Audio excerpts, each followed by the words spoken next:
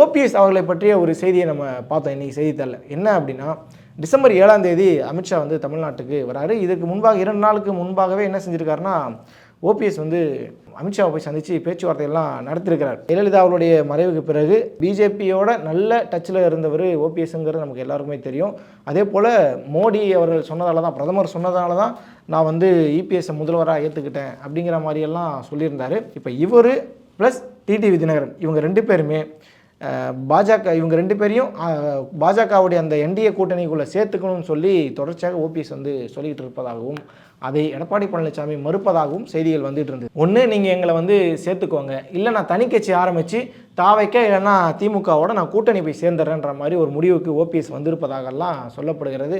அதை பற்றி தான் 2 நாளுக்கு முன்னாடி போய் டெல்லியில் முகாம் போட்டு பேசிகிட்டு இருந்ததாகலாம் சொல்லப்பட்டுச்சு. ஆனால் அவர் என்ன சொல்லியிருந்தார் அப்படின்னா, திமுக வந்து இந்த மழைநீர் விவகாரத்தில் அதே மாதிரி ஆட்சியில் பல குளறுபடிகள் இருக்குது, அதை பற்றி தான் நான் பேசிட்டு வந்தேன் மாதிரி சொன்னார். பட் இந்த ஓபிஎஸ்க்கு பின்னாடி இந்த செய்திகள் வந்துக்கிட்டு இருக்குது. அமித்ஷா என்ன சொல்லியிருக்காருன்னா, நம்பிக்கையாக இருங்க, அதிமுக இந்த கூட்டணிக்குள்ளே, அதாவது என்டிஏ கூட்டணிக்குள்ளே உங்களை சேர்ப்பதற்கான எல்லா முயற்சியும் நாங்கள் எடுக்கிறோம்.